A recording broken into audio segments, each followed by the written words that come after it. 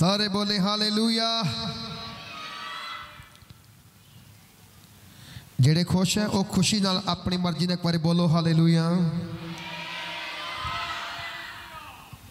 Thank you Jesus. सो आइए मिलके परमेश्वर के वचन की ओर जाएं। अब थोड़ी सी हुम्मस होगी माइक पे, चलो घुम हो रहा, थोड़ी बेस पाए कट कर दे।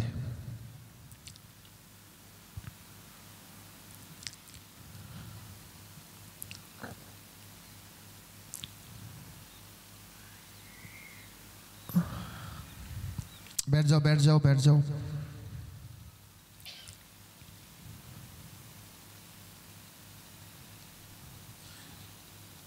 सो एक बार फिर आप सबों को जय मसीह की और प्रभु यीशु मसीह का धन्यवाद करते हैं आज के इस पवित्र दिन के लिए जो प्रभु ने हमें दिया है। मैं देख रहा हूं बहुत सारे आज नए चेहरे चर्च में हैं। जितने नए लोग आज आए हैं आप सबका स्वागत है प्रभु यीशु मसीह की पवित्र हजूरी में।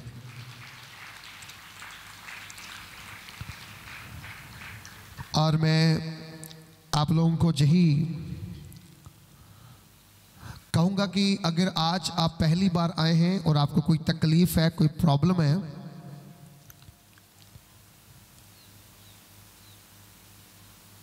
और आप रेगुलर चर्च में आएंगे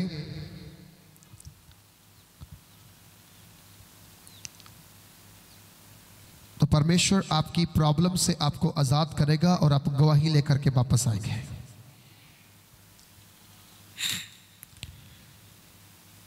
सचमुच परमेश्वर बहुत भला है और उसकी करुणा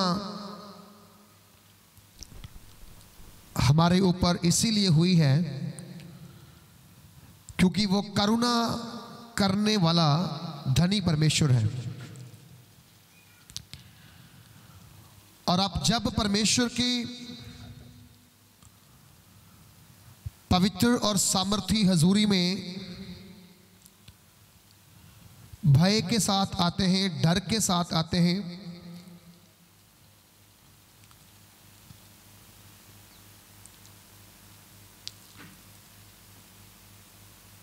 तो परमेश्वर आपके सारे मनोरथों को पूरा करता है।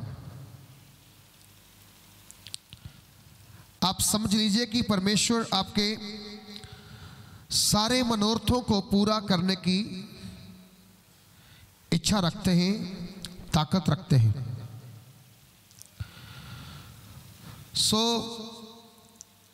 आज हमने परमेश्वर के वचन के अंदर से कुछ बातों को जब सीखना है तो उनके ऊपर मनन भी करना है, ध्यान भी लगाना है।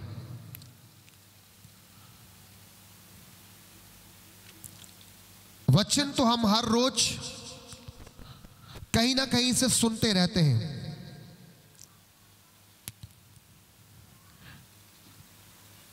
यूट्यूब से सुनते हैं, फेसबुक से सुनते हैं, कोई मीटिंग आ गया वहां सुनते हैं, लेकिन तब तक सुनने का कोई बेनिफिट नहीं है जब तक हम उस वचन पर अपना मन नहीं लगाते।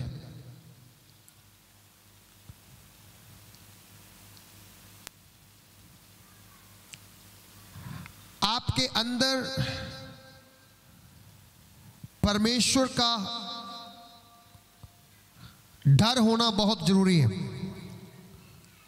भय होना बहुत जरूरी है। अगर आप खुदावंद का डर मानने वाले हैं, परमेश्वर आपके लिए कोई ब्लेसिंग ब्लॉक नहीं करेगा, सारी खोल देगा। क्योंकि आपको इन चीजों के ऊपर समझ रखनी होगी, क्योंकि वचन में लिखा हुआ है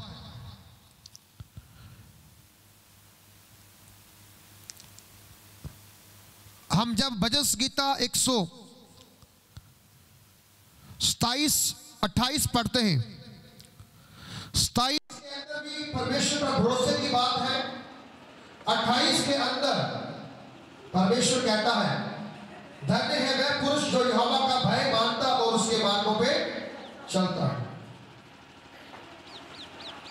और उसके बारे में कहा गया है, धन्य है हर एक वो पुरुष जो यहोवा के मार्गों पे चलता और उसका भय मानता है। आगे कहता है वह धन्य होगा और उसका भला होगा। फिर उसके आगे वो कहता है, तू निश्चय अपने हाथ की कमाई को खाने पाएगा। फिर वो कहता है, तेरी पत्नी अंगूरों की बेल के समान तेरे घर के अंदर फलदार होगी। फिर वो कहता है, तेरे बच्चे जैतून के पौधों के समान, जैतून के पौधों के समान तेरे मेज के चारों ओर खड़े रहेंगे। फिर आगे वो कहता है, जो यहोवा का भय मानता है वह ऐसी ही आशीष पाएगा। हालेलुया। जो यहोवा का भय मानेगा वो ऐसी ही आशीष को पाएगा। इसका मतलब अगर आप यहोवा का भय मानने वाले हैं, डर मानने वाले हैं, तो बाइबल आपके बारे में ये बात कह रही है कि आप कभी भी अगर आपने डर माना परमेश्वर का, मार्गों पे चले आप, परमेश्वर कोई आशीष आपकी ब्लॉक नहीं करेगा, सारी ब्लॉक हुई आशीषों को फिर से खोल देगा। हालेलुया। इसलिए आज मुझे आपके साथ परमेश्वर के वचन में से एक दो चीज़ों को शेयर करना, एक दो चीज़ों को बात बोलना है। आज हमने सेवकाई करने वाले सेवकों के बारे में दो चार बातें सीखनी है। कई बार हम सेवकों की लाइफ को देखते हैं कि वो बहुत चमक दमक वाले होते हैं। उनका अच्छा पहनना, उनका अच्छा रहन सहन, वो आपको अच्छे दिख सकते हैं, खुश दिखते हैं। क्या कारण है कि वो आपसे ज़्यादा अच्छे दिखते हैं, आपसे ज़्यादा अच्छी तरह से जीवन व्यतीत करते हैं और आपसे अधिक खुश रहते हैं? उसके पीछे एक बड़ा कारण है, और वो बड़ा कारण ये है कि परमेश्वर के दास इसीलिए सेवकाई में आते हैं कि वो सीख पाए दुखों के अंदर किस प्रकार से खुशी को जाहिर करना है, अपनी तंगी के समय भी कैसे परमेश्वर की आराधना करनी और उस पर भरोसा रखना है। वचन ये कहता है, हाय उस मनुष्य पर जो मनुष्य पर भरोसा रखता है। हाय किस पर? उस मनुष्य पर, उस आदमी पर जो मनुष्य पर भरोसा रखता है। आदमी पर भरोसा रखे, उसके बारे में परमेश्वर कहते हैं उस पे हाय है, वो शराफी है। मनुष्य आपको एक बार हेल्प करेगा, दो बार हेल्प करेगा, तीन बार हेल्प करेगा, उसके बाद वो आपसे कन्नी कतराना शुरू करेगा। लेकिन बाइबल का परमेश्वर, स्वर्ग का परमेश्वर, सामर्थी परमेश्वर, जो जगत की उत्पत्ति करने वाला परमेश्वर, बार बार आप उसे पुकारेंगे, बार बार आप उससे मांगेंगे, वो बार बार आपको देगा और एक बार भी आपको शर्मिंदा नहीं होने देगा। ये मैं नहीं कहता हूं, पवित्र कलाम कहता है, पवित्र वचन कहता है। पौलुस अपनी लाइफ के बारे में बोलता है। पौलुस का जिक्र आते ही हमारी एनर्जी बढ़ जाती है, क्योंकि पौलुस एक ऐसे स्वभाव वाला व्यक्ति था, एक ऐसे विश्वास वाला व्यक्ति था। मसीह से पहले उसकी लाइफ अलग थी, मसीह में आने के बाद उसकी लाइफ अलग थी। मसीह में आने से पहले उसका स्वभाव चेंज था, अलग था। मसीह में आने के बाद उसका स्वभाव क्या हो गया? चेंज हो गया। लेकिन हमारी प्रॉब्लम क्या है? हमारी ब्लेसिंग क्यों नहीं है? हमारा जीवन क्यों नहीं बदल रहा? हम जैसे मसीह से पहले थे, आने में पहले थे, आज मसीह में आने के बाद भी सेम लाइफ जी रहे हैं। मसीह में आने से पहले भी हमारा स्वभाव जैसा था, आज भी स्वभाव वैसा ही है। मसीह में आने से पहले भी जो हम काम करते थे, आज भी हम वही काम करके बहुत खुश हैं, बहुत प्रसन्न हैं। ध्यान दें, याद रखें, मसीह में आकर के अगर आपकी जिंदगी चेंज नहीं हुई, आप उस मुकाम पे पहुंचने से पहले नीचे गिर जाओगे जिस मुकाम पर परमेश्वर ने आपको पहुंचाने का निर्णय लिया है, फैसला लिया है। अगर परमेश्वर आपको दर्द देता है, आपको दुख देता है और परखता है, इसके पीछे भी आप याद रखें कि परमेश्वर की कोई इसमें योजना है, कोई इसमें प्लानिंग है। परमेश्वर की कोई इसमें बड़ी योजना इसलिए है क्योंकि वो आपको दंड देना चाहता है और दंड देकर के परखना चाहता है। मैं इस बात के लिए प्रभु को धन्यवाद करता हूं कि अगर वो दंड भी देता है ना, दंड भी देता है, सजा भी देता है, तो आपको उसमें भी धन्यवाद करना चाहिए। अय्यूब से मैंने सीखा है कि सेवक था, बहुत अच्छी लाइफ जी रहा था, उसके पास पैसा बहुत था, धन दौलत बहुत था, बहुत अमीर था, उसके जैसा कोई भी बंदा उसके एरिया में, उसकी लाइफ में नहीं था। बाइबल कहती है वो उस देश के सब लोगों में से अमीर लोग था, अमीर था वो, पैसे में तो अमीर था ही था, खेत खलिहान में अमीर था, पशुओं में था, माल पशु में था, एवरीवेयर, हर जगह पर वो बड़ा अमीर बंदा था। लेकिन बाइबल कहती है उसके साथ साथ वो परमेश्वर के साथ भी एक अच्छा जीवन जीने वाला था। इस बात में भी वो बहुत अमीर था। भले हमारे पास पैसा ना हो, भले हमारे पास अच्छी रोटी खाने को ना हो, भले हमारे पास अच्छा कारोबार ना हो, भले जॉब ना हो, भले कुछ भी ना हो, आप अपनी परेशानियों में परमेश्वर को आगे रखोगे, आपकी परेशानियां अपने आप हट के आपके पीछे आ जाएगी और प्रभु आपको अच्छा जीवन देना सिखाएगा। कलीसिया के अंदर ऐसी लाइफ हमारी होनी चाहिए कि दूसरे देखें तो आपको देखने के बाद वो चेंज होना है। क्यों नहीं होते? कारण यह कि अभी तक मेरा खुद का रोना नहीं खत्म हुआ, अभी तक मेरी खुद की आवश्यकताएं पूरी होनी नहीं हुई है। मैं आज भी तो पूछता क्या हाल है, बस ठीक ठाक चल जाता। ये जो बात ठीक ठाक वाली है ना, ये दूसरों को भी कमजोर करने वाली बात है। अय्यूब के पास उसके मित्र आए, उसने बोला यार बहुत बुरा हुआ तेरे साथ, पुत्र मर गए, तेरी 3 बेटियां मर गई, ये हो गया वो हो गया, सब सत्यानाश हो गया, तू बीमार हो गया, तेरी पत्नी चली गई। अय्यूब ने क्या बोला? बहुत बुरा हुआ मेरे साथ। क्या उसने कहा परमेश्वर ने मेरे साथ गलत किया है? क्या उसने कहा कि वो अच्छा नहीं है, मैं उसकी इतनी मानता करता हूं, उसकी उपासना करता हूं, आराधना करता हूं, लेकिन वो सही नहीं है, उसने मेरे बेटे छीन लिए, बेटियां छीन ली, बिजनेस, जॉब, घर सब छीन लिया? ऐसा कहा उसने?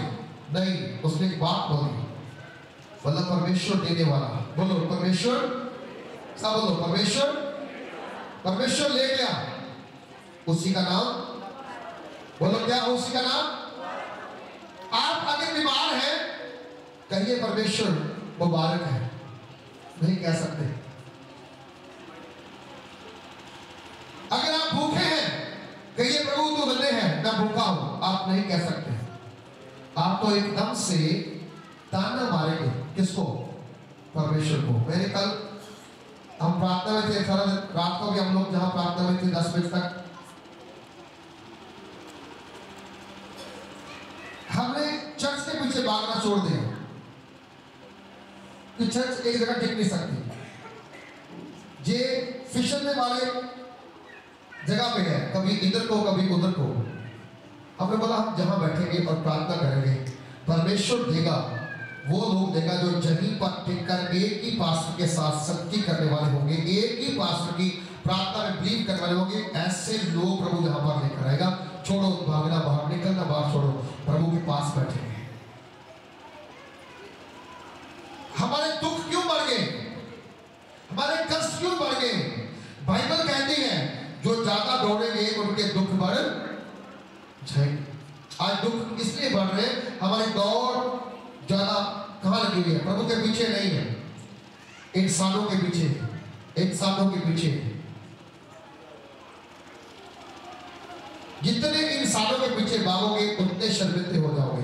जितने यीशु के पीछे जाओगे वो आपकी शर्मिंदगियों को उठा चुका है पहले से। हालेलुया। पौलुस अपनी लाइफ के बारे में कुछ बातों को बोलता है, मैंने आपके लिए पढ़ना है।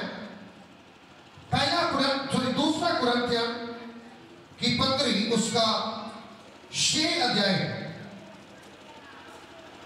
और उसकी 10 आयत को हमने पढ़ना है। 10 आयत को पढ़ना है। कुरिन्थियों 6 अध्याय, दूसरा कुरिन्थियों 6 अध्याय उसकी 10 आयत को पढ़ना है। और पढ़ने के बाद हमने उस पर क्या करना है? अमल करना है। हालेलुया। क्या लिखा है यहां पर? शोक करने वालों के समान है परंतु सर्वदा आनंद करते हैं। ये प्रभु के सेवकों की पहचान के बारे में एक संदेश है, वचन है। जो सच्ची सेवा करने वाले हैं, बोलो कौन सेवा करने वाले हैं? सच्ची सेवा करने वाले। सारे सेवक सच्ची सेवा करने वाले हैं, कोई भी झूठी सेवा करने वाला नहीं है। और ये वचन सारे सेवकों के लिए, चाहे वो बड़ी कलीसिया है, चाहे वो छोटी कलीसिया है, चाहे वो बड़ा पास्टर है, चाहे वो छोटा पास्टर है, हर एक पास्टर के लिए ये वचन लिखा हुआ है। और संत पौलुस इस पत्री के अंदर 6 अध्याय के अंदर आप जब इसे एक आयत से पढ़ना शुरू करेंगे तो आप याद रखना क्या होने वाला है। इसके अंदर बहुत सारी बातें बारीकी के साथ लिखी गई हैं, लेकिन मुझे एक बात, एक वर्ष के ऊपर ही आपसे बात करना है। लेकिन वो तो उसकी एक जो आयत है वो आपको पढ़ा दूं। हम तो परमेश्वर के सहकर्मी हैं। हम तो परमेश्वर क्या है? सहकर्मी हैं। यह भी समझते हैं कि उसका अनुग्रह जो तुम पर हुआ है उसे व्यर्थ ना जाने दो। प्रभु आपको अपना सहकर्मी, सहयोगी मानता है। क्या मानता है? अपना सहयोगी।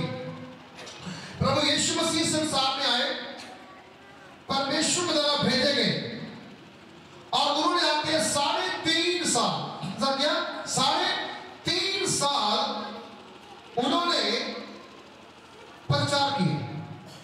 3.5 साल, हिसाब लगाओ, 3.5 साल के अंदर उनके प्रचार में, उनकी बातों ने, उनकी सेवकाई ने, उनके विश्वास ने, उनके काम ने संसार में ऐसा असर छोड़ा है कि पूरा का पूरा संसार जो है वो प्रभु यीशु मसीह के पीछे हो गया है।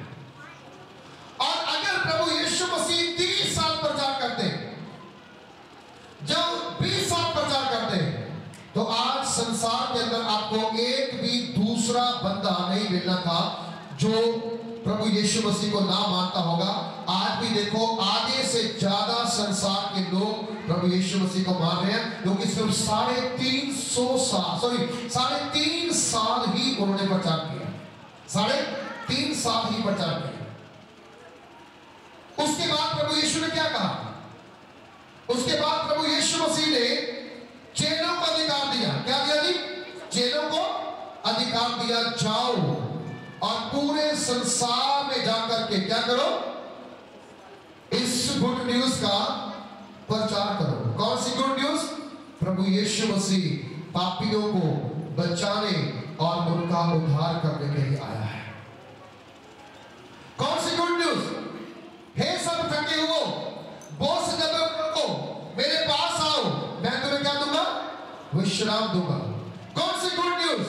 बाइबल कहती है एक एक चीज के लिए परमेश्वर ने मनुष्य को इसीलिए रखा है ताकि मनुष्य जो कार्य करता है उस कार्य में वह सफलता को देखे, वह सामर्थ को देखे, वह अभिषेक को देखे।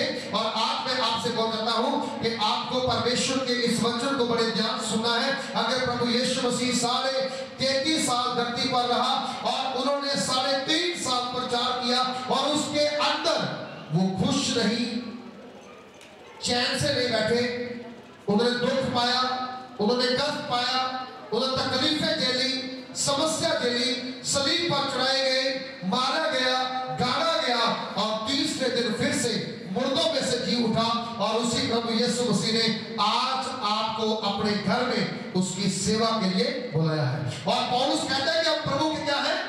सहयोगी हैं। क्या करने के लिए? प्रभु के राज में, प्रभु के राज में, उसके काम में। क्या काम उसका? उसका काम यह है कि सुसमाचार में क्या करना? प्रचार करना, उसकी सेवा में आगे बढ़ना।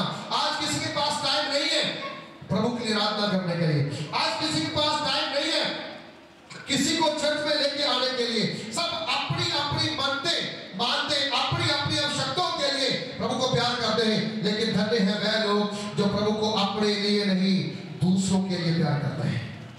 बोलो हालेलुया। और वो कोई और नहीं, वो खुदा के दास है।